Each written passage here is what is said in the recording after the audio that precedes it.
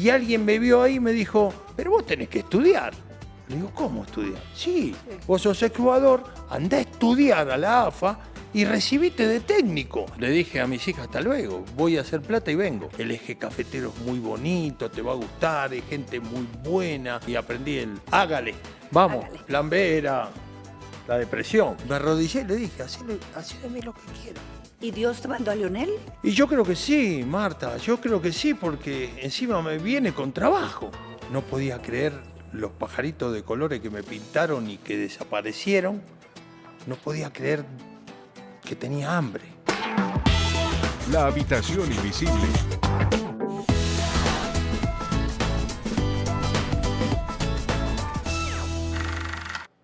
Hola, bienvenidos a La Habitación Invisible, a este lugar seguro donde hablamos de la vida, de lo que nos hace vibrar, de lo que amamos, de lo que nos duele.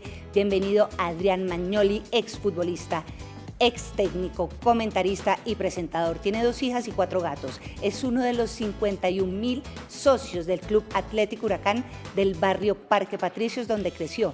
Tiene una foto de Messi de fondo de pantalla y como buen porteño ama el vino, el asado, el tango y los ñoquis del 29. A pesar de la nostalgia que a ratos lo visita, vive contento en Colombia desde hace 23 años, Adrián. Qué gustazo tenerte aquí. Marta, muchas gracias por la invitación y ¿de dónde sacaste todo esto? ¡Qué maravilla! Soy uno de los 51.000 socios, qué lindo eso también. ¿En serio, sí. no? Padre de 2 hijas, hace 23 años que estoy acá. No me gusta lo de ex, ¿viste? Queda feo ex. Siempre serás técnico, siempre serás lo futbolista. único que hay ex son las esposas. Ex esposo, sí. Sí, sí, sí. Ah, bueno. Eso, bueno. eso Yo hablo con un es lo porteño y único que empiezo a hablar de queda Argentina. en el camino. Lo demás, uno se siente técnico. Tengo generalmente muchas veces llamados de, profe, ¿te gustaría volver a dirigir? ¿Y?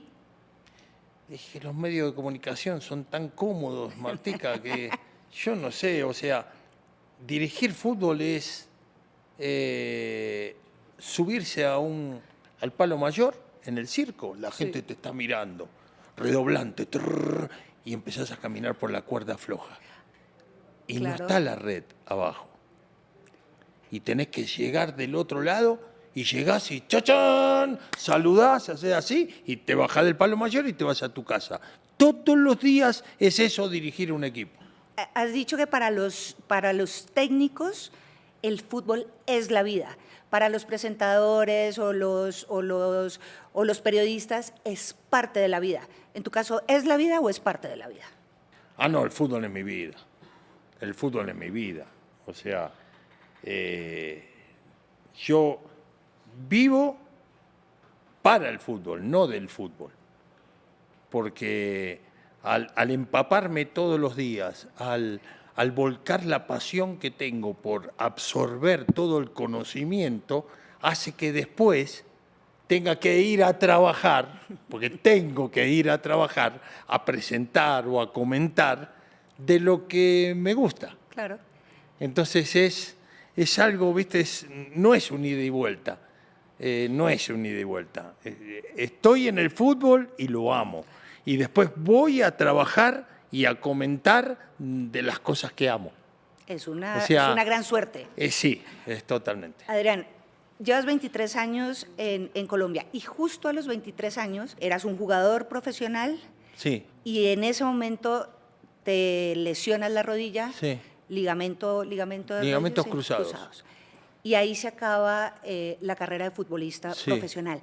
De ese momento, ¿qué recuerdas? O sea, ¿cómo fue esa lesión? Jugabas en el equipo alterno de Boca contra Ferro y sentiste ese dolor y dijiste, ya, aquí fue. Me desmayé, o sea, en el momento cuando se te rompe eso así, me quedé tirado y dice que estuve como 1 minuto que no volvía en sí, ¿no? Pero cuando vuelvo y veo que está el médico, mis compañeros, todos ahí, justo miro para un costado y hay un compañero, López, que se agarraba la cabeza. Quiere decir que, dije, cuando lo vi ahí, dije, me rompí algo feo. Sí. Me sacaron en camilla, estaba mi papá en la platea, mirando el partido, y cuando llegué al camerino ya mi papá había bajado y estaba esperándome ahí, y el médico me estaba así revisando, yo estaba con dolor y me llevaron en esa época, ahora no, te operan en el momento Sí. o al otro día, no, en ese momento fue una cosa que te operan y te ponen un yeso durante 40 días para inmovilizarte. Ahora no, ahora te operan y a los 2, 3 días ya estás con la muleta tratando de caminar. En 5 meses, 6 meses, una operación de ligamento, hoy Vuelves. es recuperable, Sí. volvés a jugar Vuelves. tranquilamente. En esa época no. Yo cuando volví al año tenía un miedo de patear y de poner la piernita y todo, duele. Cuando supiste que no ibas a volver, ya, se acabó para mí el profesionalismo.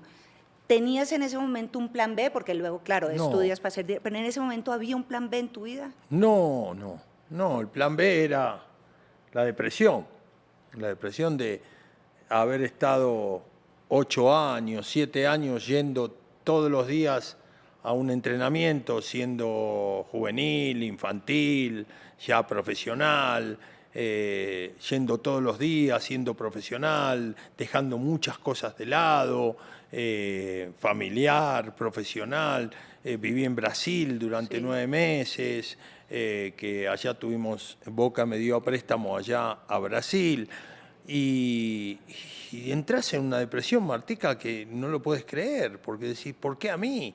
¿Por qué yo soy uno de los que, tan poquitos que dejan el fútbol a esta edad, y todos siguen? Y no podía mirar por televisión nada que sea relacionado al fútbol. Me creció la barba, fumé, tomé alcohol, ¿viste? Te vas hasta que una mañana hay un clic, hay un la, que te aparece alguien, y en ese caso apareció mi papá. Mi papá me dijo, bueno, nene, así no puedes seguir estando. Mi papá tenía una empresa, una empresa metalúrgica, y dijo, vení, dale, vení, que hay vida más allá, vení que se puede, vení, ayúdame, te necesito. Cuando dijo, ayúdame, te necesito, hijo mayor, dije, bueno, Vamos. quizás es por acá. Sí.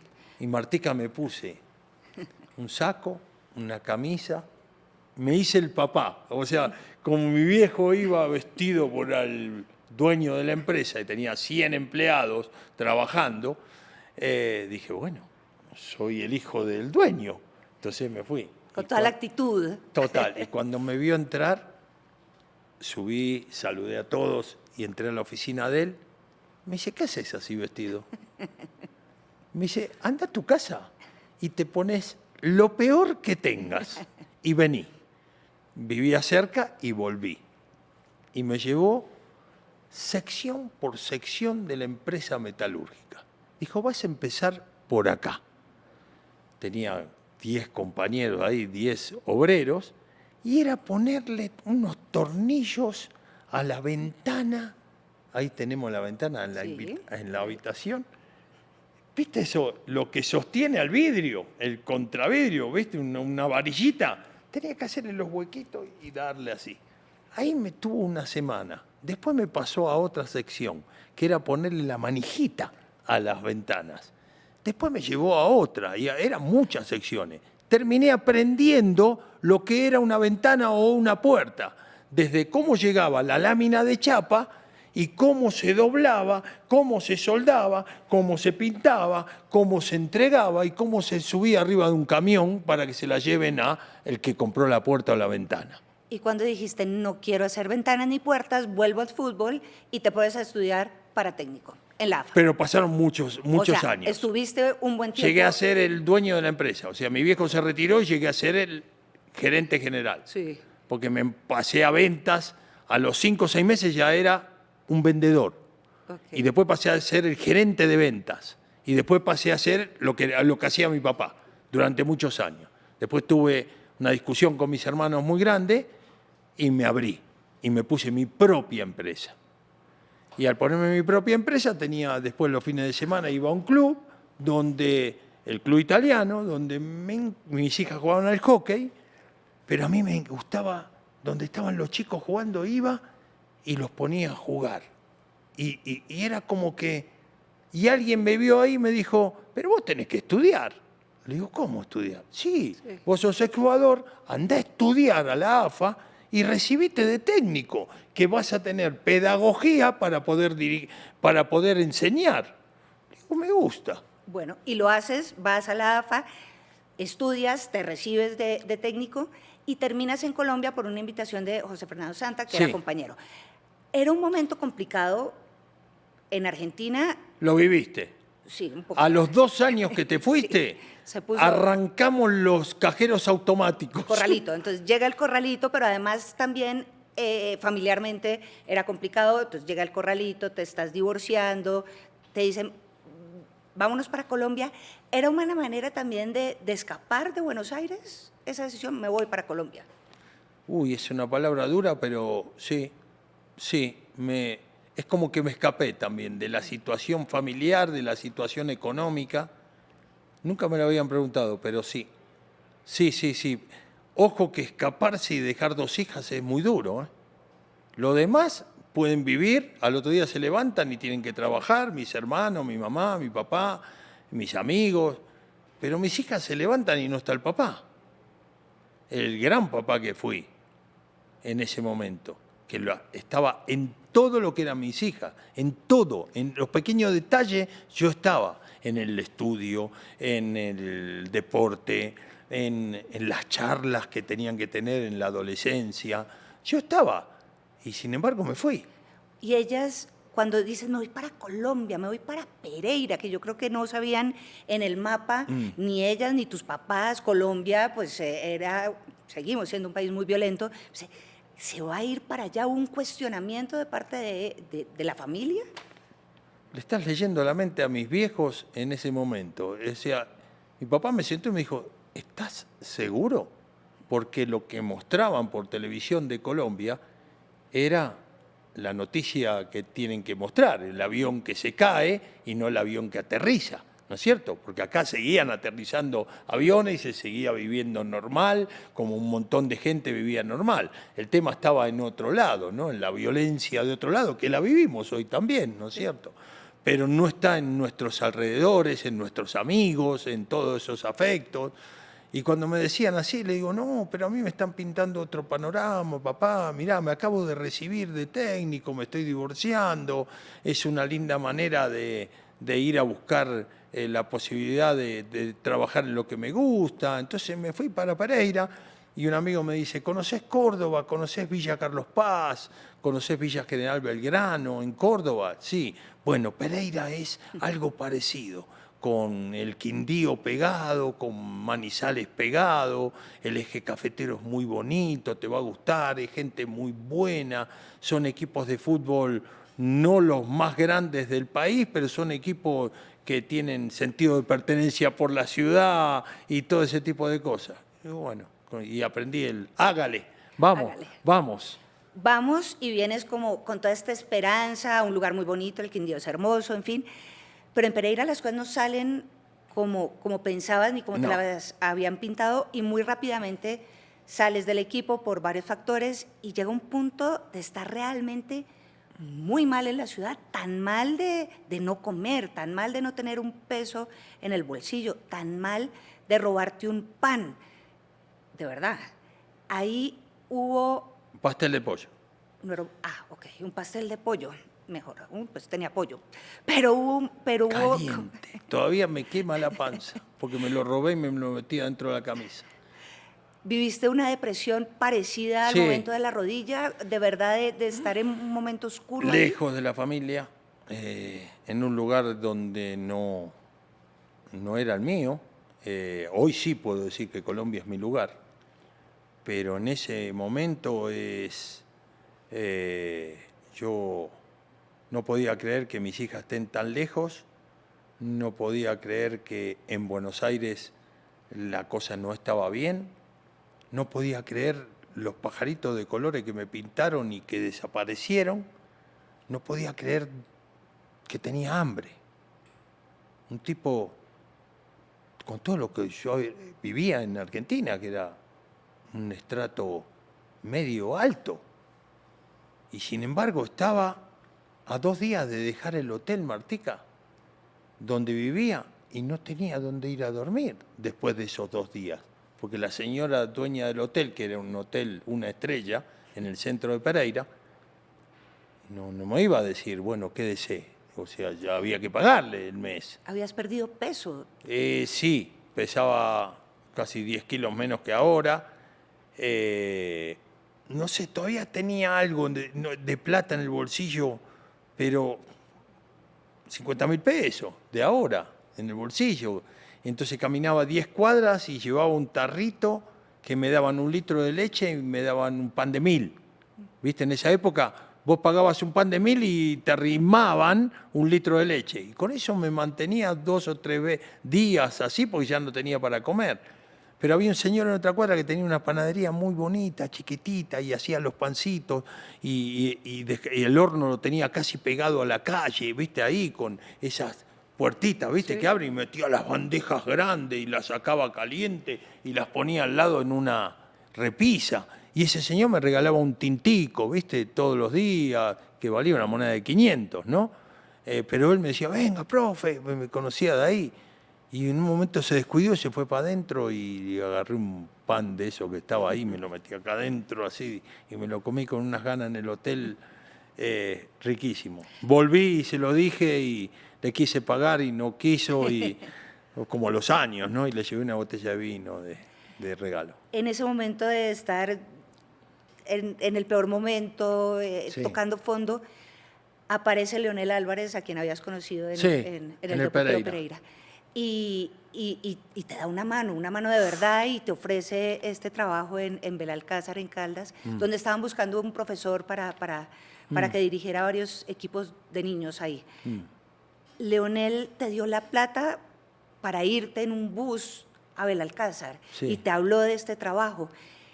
¿Qué sientes cuando hablas de Leonel? O sea, ¿quién es esta persona para ti? Es una emoción, y se emociona él, ¿eh?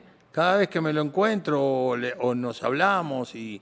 Así, última vez le hicimos una nota en De Fútbol Se Habla Así con Tito a la noche en donde trabajo, y Leo siempre un agradecido, no, el profe, que esto, que el otro, y Tito le dijo, ¿es cierto que usted le dio? Y dice, claro, ¿cómo no le voy a ayudar al profe?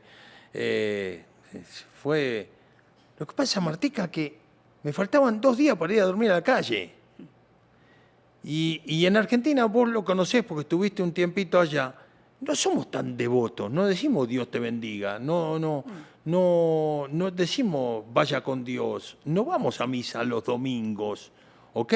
Acá sí, acá se pega mucho la gente y la fe existe y todo eso. Y yo no era tan pegado, yo era de los que tomó la comunión, los que creía en Dios, pensando que creía en Dios porque pasaba por una iglesia y me hacía la señal de la cruz. Pero nunca fui a arrodillarme, a pedirle algo. Y fui a pedirle al Señor ahí en la otra cuadra donde estaba la Catedral de Pereira, que es la Catedral de la Pobreza, se llama. ¿Crees que...? Y me arrodillé y le dije, hacé de mí lo que quieras. ¿Y Dios te mandó a Leonel? Y vino Leonel, explícamelo.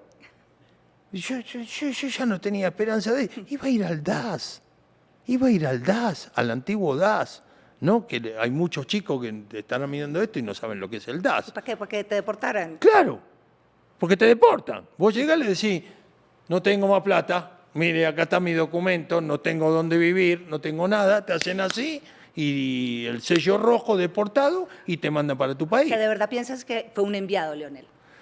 Y yo creo que sí, Marta, yo creo que sí, porque encima me viene con trabajo. No es que me lo crucé en la calle. Sí. Me viene con algo, me dice, profe, ¿se acuerda que una vez fuimos a Belalcázar a entrenar allá con el equipo, con el Pereira? Sí, y bueno, allá necesitan una persona que le organice el fútbol y yo pensé en usted, menos mal que lo encontré. Le digo, Leo, yo no tengo cómo llegar hasta allá. Y eso, sacó la plata del bolsillo, no es que después vino o fue al cajero y vino, sacó lo que tenía, hizo así, me dio 500.000 pesos. Martica, no tenía ni una moneda de 500 yo. Y me da 500.000 pesos, eran $2 millones para mí, era mucha plata para mí en ese momento. Podía ir a comer a la esquina ahí, que valía 12.000 el ejecutivo, y podía comer. No, subí saludé ahí en el hotel, agarré las 2 valijas Samsonite que tenía, Bordeaux, de color borrabino que tenía, me puse el pantalón gris, los mocasines, la camisa blanca, el saco azul que tenía, que era de técnico, era de pinta, y me fui para la terminal y me subí una bocetica blanca de esa blanquita que decía Belalcázar, y ¡buah! Y me fui para allá arriba. Y Belalcázar, de cierta manera, te cambia la vida, porque viniste a ser técnico de un equipo importante, pues, de primera división, y te vas a dirigir niños, y te vas a dirigir colegios, y te vas a dirigir niños, algunos incluso que podían vivir en la calle, y te vuelves un referente no solo de técnico, sino de papá, de padre, de persona, de padrino, de una Total. cantidad de muchachitos. Total, lo estás pintando fue tal una... cual. Una película de Almodóvar fue, ¿eh? Fue una película de Almodóvar. Cerrá los ojos e imaginate un tipo caminando en Belalcázar Caldas en el año 2002 con 2 maletas Samsonite, arrastrándola con esa, viste, tenían como una varilla, así que se llevaban, con saco azul, camisa blanca, 4 cuadras hasta la alcaldía, porque la bucetica me dejó en el mercado, en la plaza de mercado. Y de ahí eran 4 cuadras por la callecita principal hasta la alcaldía. ¿Podés creer? La gente mirando eso dijo, esto es una cámara sorpresa, una cámara oculta que estaban haciendo. Y me presenté en la alcaldía y estaba Jair de Jesús Álvarez, el alcalde, que hoy es concejal de Caldas, creo. Profe, qué alegría, que esto y que el otro, venga, pase, ya estuvo con Leonel, tome asiento, ¿qué toma? Un tintico, que mire, yo tengo una cancha de fútbol allá arriba en el cementerio y otra canchita de fútbol allá abajo. Y tengo los niños de arriba para abajo todo el día sin hacer nada en los colegios y necesito una persona que me organice el fútbol, que los ponga a jugar, no solamente a los niños, sino al equipo juvenil, que son chicos que están entrando en la 15, 16 años y toman trago y Y arranqué, le digo, bueno, ¿cuándo empiezo? Ya, me dice. ¿Le puedo pagar? No me olvido más, 1.600.000. Y le doy el hotel, aquí a la vuelta, que es mío, y le doy desayuno, almuerzo y cena. Era un puestazo. Estaba bárbaro. Sí. Imagínate de dónde venía, ¿no? Y dije, ¿cuándo empiezo? Me dice, ya. Listo. Y ya me llevaron al hotel, arranqué. Empecé a caminar, conocí el pueblo, me fui a los colegios, entraba en primero, segundo, tercero, cuarto. Llega un señor que les va a hablar de fútbol, la maestra paraba y los niños mirándome y todo. Unos niños que no entendían que un argentino esté ahí, ¿no? No sabían, ¿no?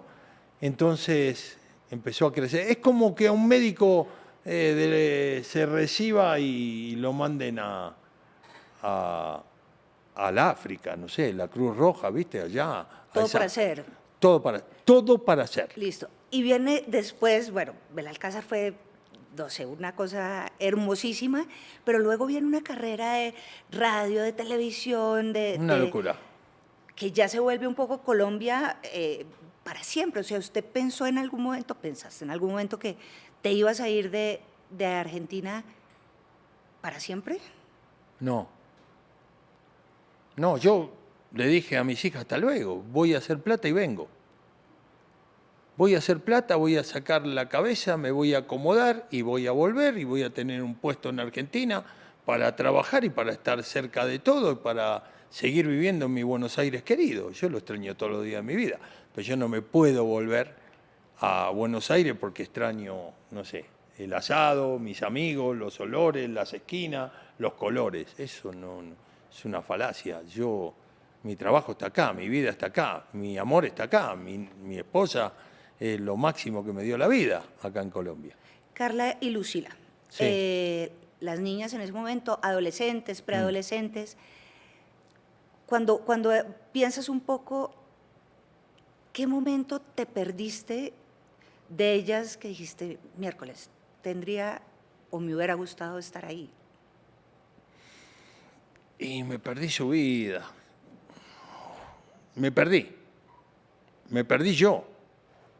Y en mi pérdida se desviaron, se perdieron, se llenaron de tristeza, de rabia. Hubo reproches. Hubo muchos reproches, todavía los estoy pagando, hay veces que no, hay cosas que no me perdonan. El amor está. ¿No pensaron El nunca en sentimiento venir está. a Colombia? Vinieron varias veces a visitarme. Pero no a vivir aquí. No a vivir. La mayor, en un momento en Pereira, dijo, voy a probar, papá, voy a probar. Y estuvo como 2 o 3 meses conmigo en Pereira. Y arrancó, pero no. Extrañaba muchísimo.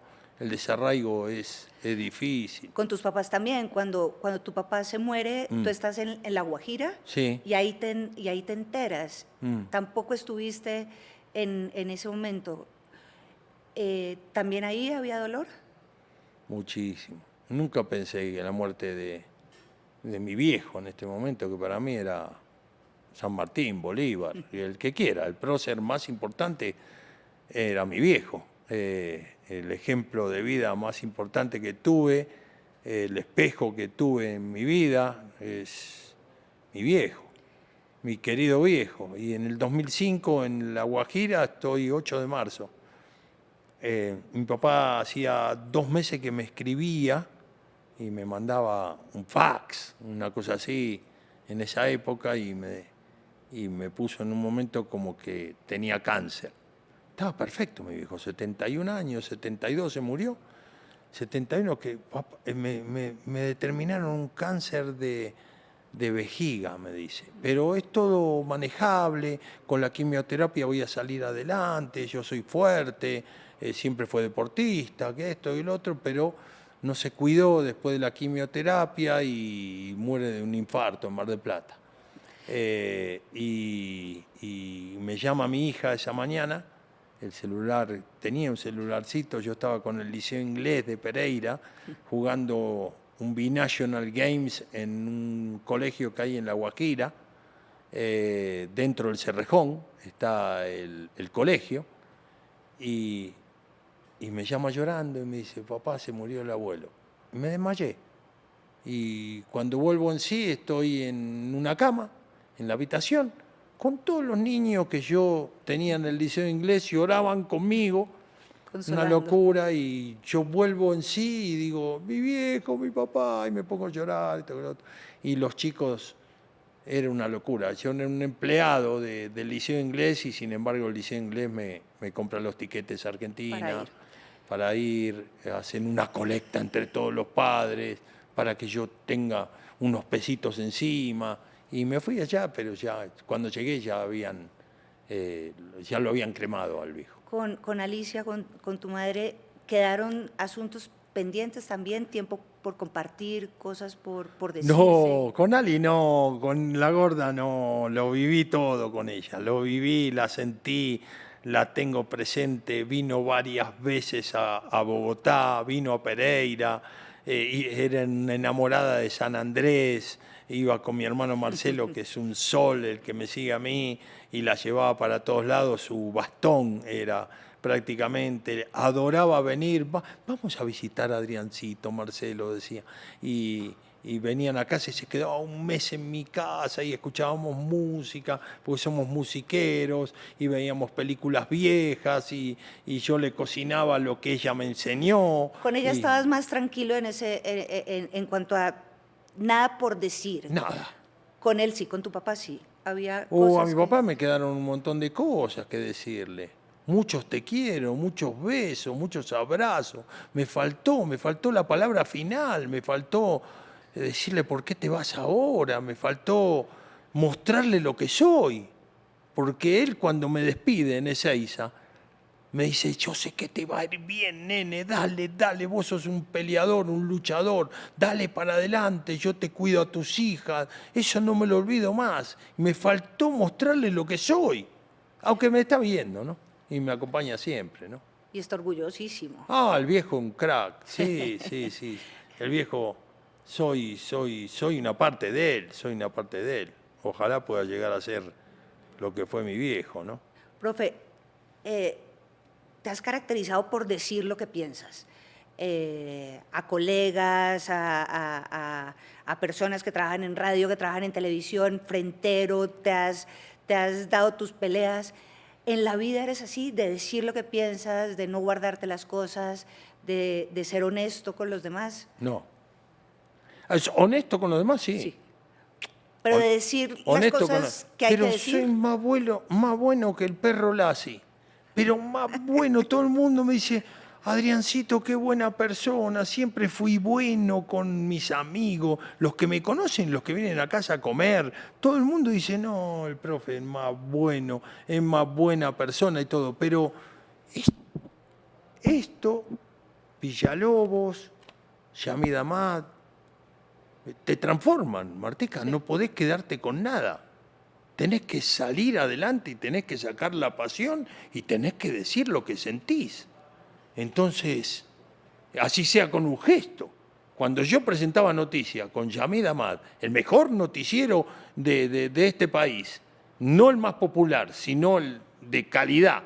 Después de City Noticias. Bueno, está bien, pero CMI en su momento era una cosa fantástica. Sí, no, el India claro. Catalina estábamos No, Yamid es un siempre gran maestro, en el India por Catalina. supuesto. Y al tipo, a Yamid le encantaba como, no, ayer cuando diste la noticia esa y levantás una ceja que estás dando la noticia, con eso dijiste todo. Porque yo no tenía teleprompter. Pero, viste, una cosa es informar y otra cosa es formar opinión. Entonces yo lo que trataba era de formar opinión cuando estaba dando una noticia. Y eso, bueno, me llevó a ser frentero, a lo que me estás diciendo. Profe, hay una película argentina que a mí me gusta muchísimo, una película que tiene ya muchos años, del grandísimo Adolfo Aristarain, que se llama Un lugar en el mundo. El protagonista se llama Ernesto y, bueno, como el nombre lo indica, busca su lugar, sin mucho éxito. ¿Colombia es tu lugar en el mundo?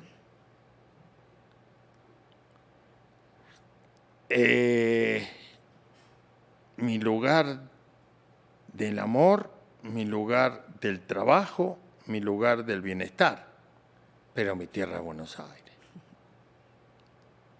En un partido Colombia-Argentina no hay ninguna duda. No hay ¿Por quién ninguna vas a duda. hinchar? Lo grito como si fuera el gol el que sea de Argentina. Por respeto, si estoy en la cancha en Barranquilla, me quedo callado, no digo nada. Canto el himno de Colombia, si juega Argentina, Colombia en Barranquilla, me paro, no me pongo la mano en el corazón, pero canto el himno colombiano, lo canto y después canto el himno argentino. Yo amo a Colombia, amo a su gente, amo sus lugares, amo su tierra, puedo veranear todos los años donde quiera, me puedo proponer ir a cualquier lado y sin embargo me voy a Cartagena porque amo Cartagena, me gusta su gente, me gusta cómo soy con mi esposa caminando por la ciudad amurallada, me gusta ese momento, me gusta sentarme en una esquina, tomarme una copa de vino y ver a la gente pasar en Cartagena, me gusta y yo me podría ir a cualquier lado, sin embargo eso me gusta, eso hace sentir que soy del lugar, ¿no? Claro. Bueno, defiendes el fútbol del barrio, el fútbol de la picardía, el fútbol de la mano de Dios, y ojo que soy maradoniana y sí, es Dios, pero defiendes ese fútbol y has dicho varias veces que a este fútbol de ahora le falta folclore, le falta, que se ha vuelto muy, ¿cómo decirlo? Estructurado. Pero no muy hace legal. parte, muy legal. Esa es la palabra, ¿no? Muy legal. Se perdió el barrio, se perdió el claro, pero no es también parte de nuestro tiempo. No lo vivimos solo en el fútbol, sino hay cosas que antes eran normales y que ahora tal vez no son tan normales. Y que antes la vivíamos como si fuera cotidiano y que ahora nos damos cuenta que de pronto no está bien que sea tan así.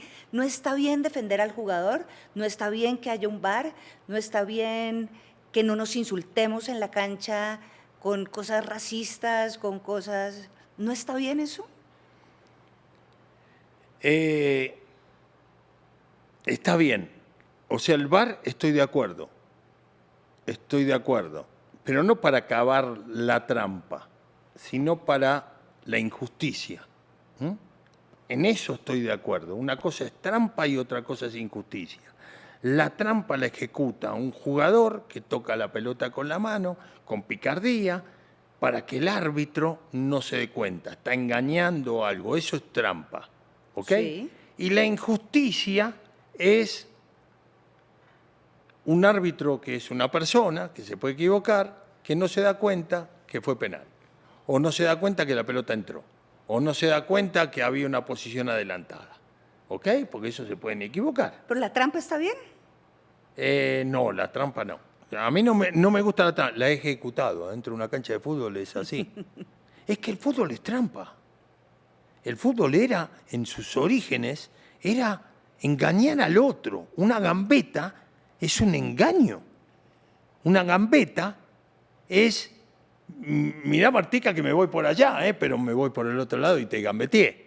Es un engaño, te estoy gambeteando. Es un duelo que tenemos vos y yo, Claro, pero mano a mano. ahora incluso eso, cierto tipo de gambeta o cierto tipo de jugada, está mal vista también. O Sí. sea, estás faltando al respeto. Total. O sea, la tecnología y lo moderno y todo lo científico hace que el juego 11 contra 11, que todavía son 11 contra 11, un arquero y 10 jugadores, un árbitro y una pelota, se halla, todo se mide, todo se calcula, se han cambiado las palabras, se hace más sofisticado, algunos lo quieren hacer difíciles cuando lo comentan y no se dan cuenta que del otro lado está doña Rosa, don Bernardo, don Francisco, que no entienden lo que es la zona 14, ni la zona 1, ni la zona 2, ni la zona 3, ni el pressing, ni el tercer hombre, ni la zona 14. No entienden eso y se hacen sofisticados pensando que la gente que está del otro lado, al hablar difícil, dice, qué inteligente. Pero no es así. No podemos perder lo lindo del juego, lo lindo, o explicarle del otro lado. Yo cada vez que comento un partido con Tito, pienso que mi mamá me está mirando. Y yo no le puedo decir a mi mamá el tecnicismo que tiene el fútbol, porque no hablo para técnico del fútbol, ¿ok? Yo no estoy mirando una operación de corazón abierto y estoy hablando para cirujanos. ¿Ok? Los cirujanos van a mirar y van a decir, qué bien, cómo habla este médico, que esto, lo otro.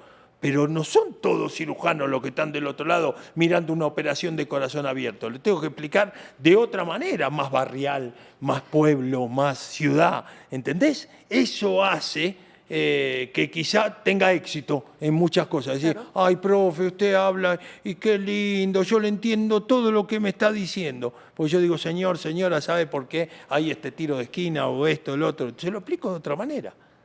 Profe, ¿vas a hablar de fútbol toda la vida? Viejito, hablando Ojalá. de fútbol. Dios te tomando oiga, Marta. Un mate con los nietos por ahí, viendo Huracán, San Lorenzo. Que juegan ahora, ¿no? Pero no sé si Huracán San Lorenzo, porque eso me estás mandando a Buenos Aires. Ah, se puede ver, siempre se Me está puede mandando a ver. Buenos Aires, yo no sé si Bueno, sí, voy el a... mate también. Yo De creo pronto- que voy a volver cada vez más a disfrutarlo, ¿no? A disfrutar Buenos Aires de otra manera, pero mi lugar está acá. Mi lugar es, por ahora, Bogotá. Después Ok. vamos a ver de dónde En dónde Bogotá. termina uno. Me gusta mucho Medellín, me gusta mucho Cartagena, el eje cafetero me encanta, Finlandia, Quindío, que tengo mis amigos argentinos. En Eh, Quindío, en una hamaca, hablando de fútbol, con los Oh, gatos. Sí, sí, con y la después esposa. conectándome a internet, que haya buen internet, al Zoom y saliendo en un programa de televisión. Sería buenísimo eso. Así será. Así será, así será. Claro que sí, profe. Así será, me Qué rico, encantaría. me qué rico encantaría. tenerte aquí, qué rica esta No, conversación. Marta, con mucho gusto. Espero que se vengan hayan muchos partidos más. entretenido, que haya muchos ñoquis, como pusiste ahí. El ñoqui del 29. vos ¿Solo lo el vi- 29 o ñoqui siempre? Vos lo viviste en Buenos Aires. Todos los 29 pasás por cualquier barrio y hay un bodegón que saca un pizarrón que dice hoy ñoquis. Pero aquí ñoquis cualquier día. Acá hay. En Bogotá. ¿Cuándo, Yo cuándo te los comes? En los la casa. 29. Solo el 29. los cocino, los hago para mis amigos en casa o en la casa de un amigo voy a amasarlos, a cocinarlos, a hacer la salsa, el estofado, con la carne, con todo. Y es sencillo hacerlo, me gusta hacerlo, da trabajito y todo, pero es sencillo. Pero lo que más valoro de esto es la mesa. Cómo se va a armar esa mesa con la gente que uno quiere, la sobremesa, el buen plato de ñoqui con el parmesano, con un billete debajo del plato para darle suerte, una buena copa de vino y disfrutar una charla. Esos son los ñoquis del 29. Qué delicia. Caigan lunes, martes, miércoles, domingo, el que sea. Bueno, por muchos ñoquis más. Por mucho, Martica, la próxima te invito. Qué rico, con vino tinto. Con un vino tinto. Gracias, profe. Un gusto muchas gracias estar acá, por haber un gusto. estado acá. Chao, muchas gracias. Y gracias también a ustedes por estar en esta habitación invisible. No olviden suscribirse a nuestro canal de YouTube y activar la campanita para recibir las notificaciones de nuestros contenidos. Nos vemos pronto en un próximo episodio. Chao. La habitación invisible.